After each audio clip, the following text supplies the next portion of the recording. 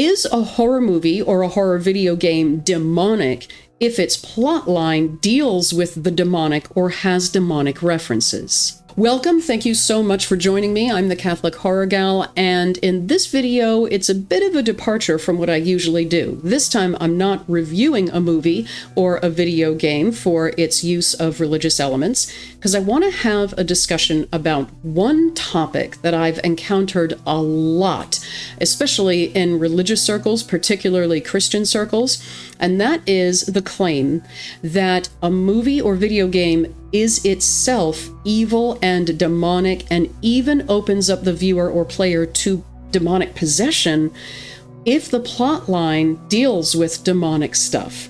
Now, I'm going to use movies as the examples here, but everything I'm going to say about the movies equally applies to video games too. So there are usually three major claims that are made here. The first claim is that horror movies that contain portrayals of demons, that have demons at the center of their plot line, or that contain representatives of summoning rituals, either real or invented, provide doorways for demons to come through the film and actually harass the viewer in some sense, either through oppression or actual full-on demonic possession. Claim 2 is that these movies deliberately intend to teach people how to summon demons and promote the worship of demons. And claim number 3 is that because they evoke a feeling of fear, all horror movies and games in general are demonic, because fear only comes from Satan and demons and not from God. And the Bible says that we are not supposed to ever be afraid of anything. So for the first point, that horror movies about demons are actually demonic in and of themselves, I think the main question to ask here is, does the movie glorify evil or celebrate the demonic? And one of the movies that I most often hear this claim being made for is one of my all-time favorites, Ari Aster's Hereditary.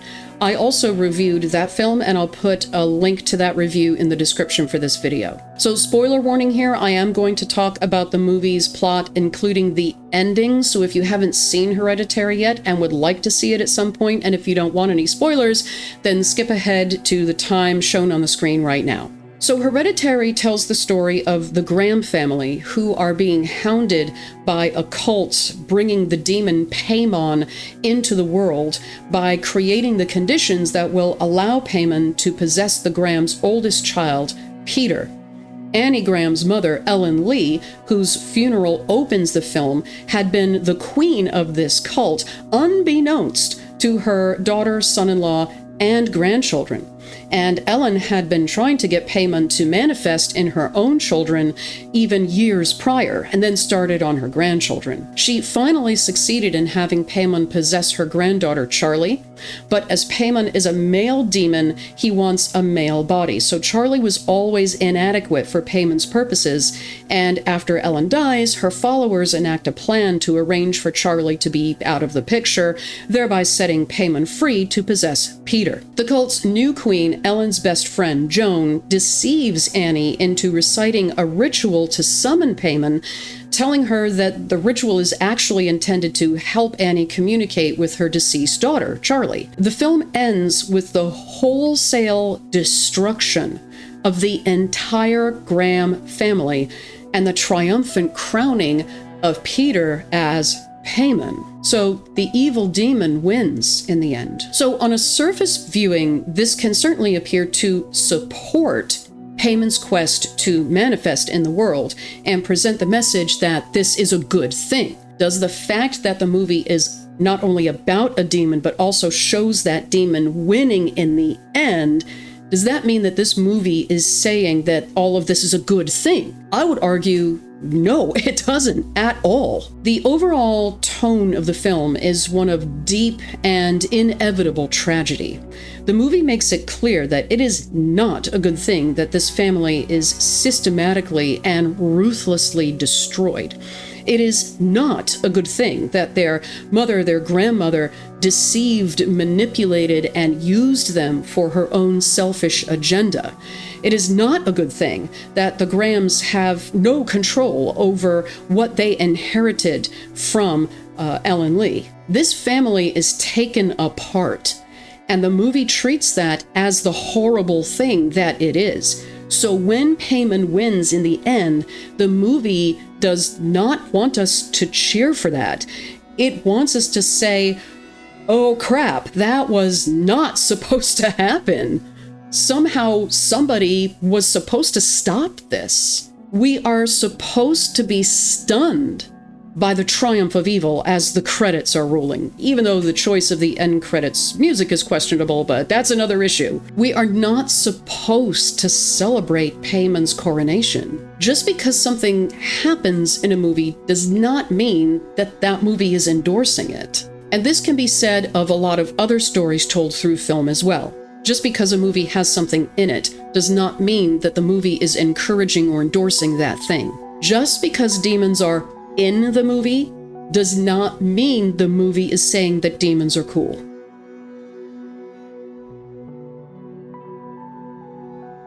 But what about those summoning rituals that we so often see in horror movies where summoning demons is part of the plotline? Well, things get a little bit more complex here. Let's take the example of Hereditary again. There's that scene where Annie reads the summoning ritual given to her by cult queen Joan to bring Payman closer to possessing Peter. Annie has no idea what this ritual actually says because Joan told her to not worry about it and just pronounce the words. Those words are actually a combination of Hebrew, Latin, and Greek. The first thing Annie says in this ritual is Salve Paimon, using the Latin salve, which is a greeting usually translated as hail, so she opens up with Hail Paimon. This is followed by the Latin words Rex Occidentalium, meaning King of the West, as the demon Payman is associated with the western direction of the compass. And she closes with the words Baruch ha-Payman, taking the Hebrew word Baruch, meaning blessed, so she's saying, blessed be Payman. And this appears to be a kind of a takeoff on the actual Hebrew blessing, Baruch Hashem, meaning blessed be the name, specifically the divine name, blessed be the name of the Lord. Now, as far as I know, this is not an actual ritual for summoning Payman. It appears to have been created specifically for the movie. So when you're watching this scene, you are not witnessing an actual attempt to summon Payman, and you are not filling your living room with an actual summoning chant. However, there is a bit of a gray area here. While it's far more likely than not that the intention of the writers and the actress reciting these words is not to actually summon a demon, there is something to be said for when it comes to the demonic, your intentions don't matter a whole heck of a lot, insofar as demons don't really care about what your intentions are. They don't care if you're just messing around or being serious and really trying to call them.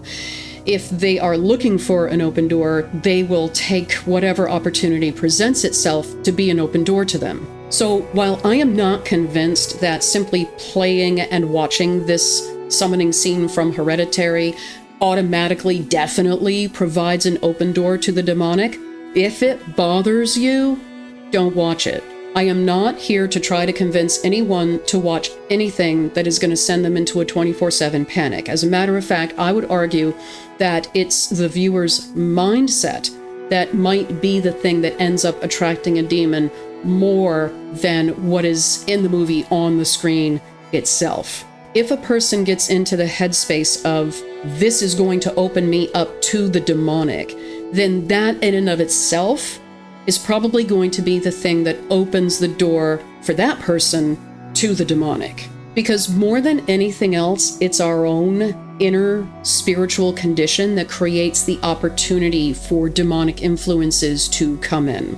It's not simply seeing images or simply hearing words. So on a related note, does Hereditary teach people how to summon demons, or does it advocate for the summoning of demons? Well, the movie makes demon summoning look really unattractive given what happens to the Graham family as a result of summoning that demon. So I think that if it's trying to advocate for demon summoning, it's doing a really lousy job. So in short, Hereditary portrays involvement with demons as bringing nothing but despair, trauma, and destruction.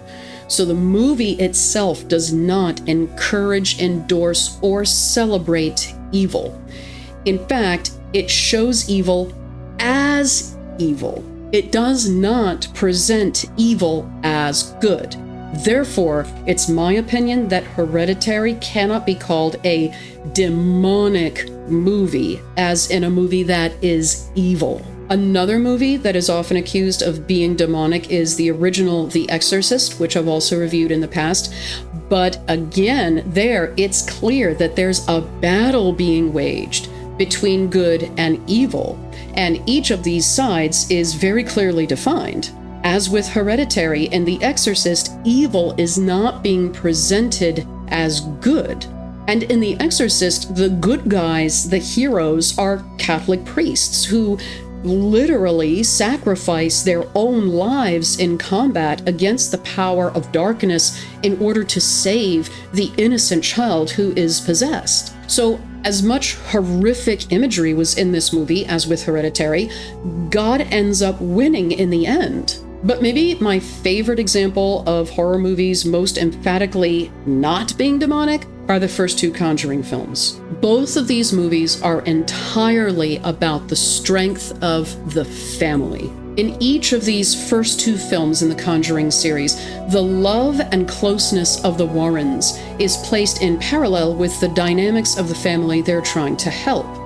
And in both films, the demon is trying to set the family members against one another to destroy the bonds of love between the parents, the children, and the siblings. That is what the demonic is actually attacking in these movies. They're deliberately targeting the family unit. And why is that? The love of the family, being a creative and sacrificial love, reflects the love of God. And that is what demons are looking to destroy. And in both of these first two Conjuring movies, it is that family love that in the end triumphs over the evil. These two movies call evil evil and don't glorify it. So even though they deal with demons, they are not themselves demonic and evil movies. So what about the fear that horror movies inspire? Christians will often point to Bible verses such as the first letter of John, chapter 4, verse 18, which says, "Perfect love casts out fear." Or Paul's letter to the Romans, chapter 8, verse 15, which says, "For you did not receive a spirit of slavery to fall back into fear, but you have received the spirit of sonship."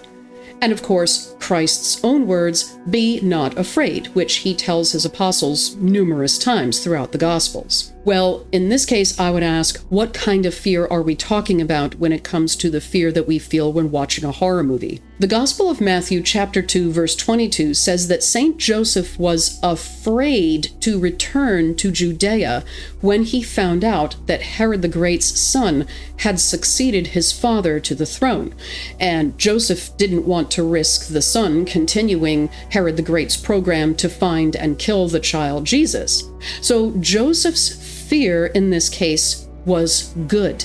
It kept the Holy Family safe, and it helped Joseph to do the will of God. Now, I am not saying that the kind of fear that we feel when watching a spooky movie is that same kind of fear that St. Joseph experienced in the Gospel, but I use this only as an example that not all fear comes from Satan automatically. If those Bible passages forbidding believers from being afraid referred to every kind of fear, then Saint Joseph would have been committing sin by being afraid to return to Judea. But the gospel doesn't say this. It says he was totally justified in that fear. Or what about natural fears, like being afraid to ride a bike without a helmet, or being afraid to walk down a dark road without a flashlight, or being afraid to mess up a really important job interview? These kinds of fears keep us safe, and in the case of the job interview, they can make us prepare and motivate us to take the steps that we need to take in order to be our very best. Those kinds of fears are instincts that God gives us in order to help us navigate our way through this crazy life. Instincts cannot come from Satan because Satan is incapable of creating anything. So what kind of fear is it that the Bible is referring to when it forbids believers from being afraid? It's the fear of being beyond God's mercy and love. This kind of fear is related to spiritual despair, which is the conviction that God is incapable of forgiving certain sins or forgiving certain individuals. When Christ tells his followers, "Be not afraid," he is telling them to not lose trust in God's love and mercy. Spiritual fear is a lack of trust in God, and that is exactly the kind of fear that comes from Satan. But the chilly creep up the spine that we get from a good ghost story is not an indication of failing to trust in God's mercy and love. Now, if a movie does do that, and this can be very subjective, maybe some people would experience that kind of fear, that loss or lack of trust in God's mercy while watching a horror movie, then don't watch it. If a ghost story is going to make you fear the loss of God's love, stay away from it. But that does not mean that the movie itself is demonic or that the movie's intention is to glorify evil. So much for why horror movies are not automatically demonic. But what about when they are? Recently, Catholic YouTuber Matt Fradd posted an excerpt of a discussion with author Andrew Clavin titled, "Are horror movies sinful to watch?" I'll put the link to that excerpt in the description for this video. And Clavin made a really good point.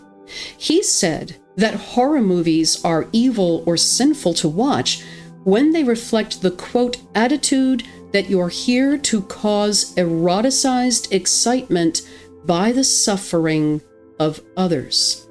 It's presenting torture and pain as entertainment that makes a horror movie, or any other kind of movie for that matter, demonic. Taking pleasure in seeing even a fictional representation of a human person being torn apart is perverse. Presenting as entertainment the destruction of a human being in gory and prolonged detail treats the human person as an object devoid of dignity. That's why the recent success of Terrifier 3 was so concerning. I have not seen this movie, nor will I ever see this movie, nor have I any desire to see this movie because of what I already know about it.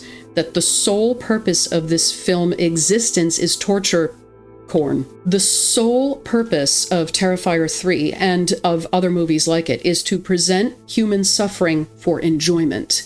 And that is demonic. If any kind of movie is going to open up its viewer to dark spiritual influences, it's the kind of movie that revels in the bloodshed that it presents, and that portrays violence not as something that is sometimes unfortunately necessary and always a tragedy, but as something to be enjoyed. Now, I realize, and I've had this comeback given to me in conversation before as well, there's a school of thought that says if the gore serves the story, it's okay. But how many stories really need gratuitous gore in order to get their point across? I mean, let's really think about this. How necessary is it to ever have a high level of gore in order to tell a narrative? I would argue it's probably never. And if you think that a story that you're telling verbally or presenting visually needs that much gratuitous violence and bloodshed, then you need to rewrite your story because it's not very good. If you can't tell a story without gratuitous violence and gore, you need to go back to the drawing board.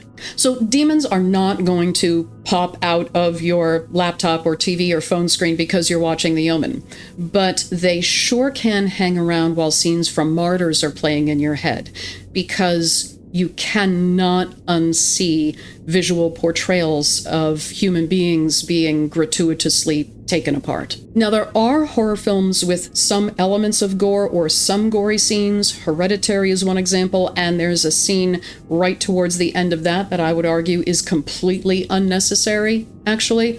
Another example, once again, is The Exorcist and the shocking visuals that happen there. But in the cases of movies where the gore is minimal and where it is not the sole or the main purpose of the movie, you're not crossing into demonic territory there. And yeah, the question might arise, well, you mentioned Hereditary, which traces the destruction of human beings. But I would answer that, again, that destruction is not presented as a good thing. It's not glorified. It is presented as a terrible, terrible thing that is supposed to make us cringe, not make us laugh or applaud or say how great it is. So what does make a horror movie demonic? It's not movies that have demon characters or demonic oppression or possession in the story, but that do not glorify evil. Rather, these movies show evil for what it is, and they do not present it as a good. If a movie shows good triumphing over evil, or if, like Hereditary, the triumph of evil is a really, really bad thing, that movie is not demonic.